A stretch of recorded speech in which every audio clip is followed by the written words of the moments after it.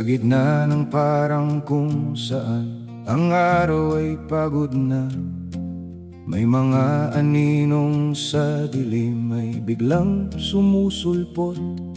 Ang lupaing minahal ay tila ba unti-unting nawawala sa ilalim ng sakim na kamay ng mga mapagsamantala.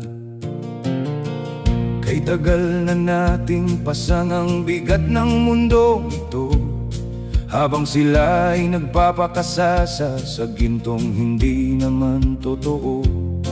Ang pawis ng magsasaka sa initan ay natutuyo na lang, ngunit ang bulsa ng mga nasa itaas ay lalong nagkukulang. Sa bayanihan ang katarungan ay ninanakaw na, alipin sa kasakiman ng mga buhayang nakatoga. Boses ng maliliit ay pilit na nilulunod sa ingay, ngunit ang puso ng masa ay hindi mamatay. O bayanihan, kailan ka ba gigising sa pagkakahimbing? Magagarang sasakyan sa kalsadang puno ng butas, ang pangako ng pagbabago ay wala namang naging lunas. Sa loob ng bulwagan doon ay nagaganap ang bentahan ng dangal at prinsipyo para sa sariling kapakanan. Ang mga kongresman na dapat ay sandigan ng mahihirap, sila pa ang unang sumisira sa bawat nating pangarap. Ang bawat pirma nila ay katumbas ng ating pagdurusa, isang laro ng kapangyarihan at tayo ang laging talo at huli na. Sa bayanihan ang katarungan ay ninanakaw na, alipin sa kasakiman ng mga buhayang nakatoga.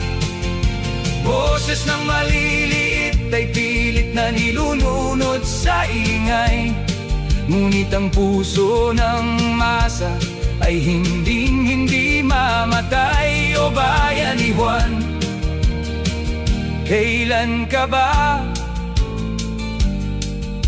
gigising sa pagkakahimbing? Ang bawat butil ng palay ay may luha ng nagtanim, ang bawat sentimong kinuha nyo ay babalik din sa dilim. Huwag ninyong akalain ang lahat ay bulag at bingi. Darating ang panahon ng katotohanan ng mananaig sa huli.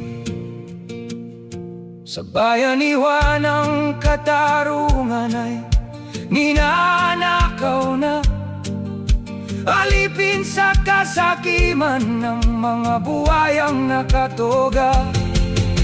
Boses ng maliliit ay pilit na nilulunod sa ingay, ngunit ang puso ng masa ay hindi mamatay. O bayanihan,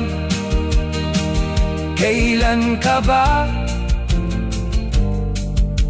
gigising sa pagkakahimbing? Bayanihan, bumangon ka na, huwag hayaang nakawin ang iyong bukas at pag-asa. Sa bayanihan, tayo ay lalaban pa.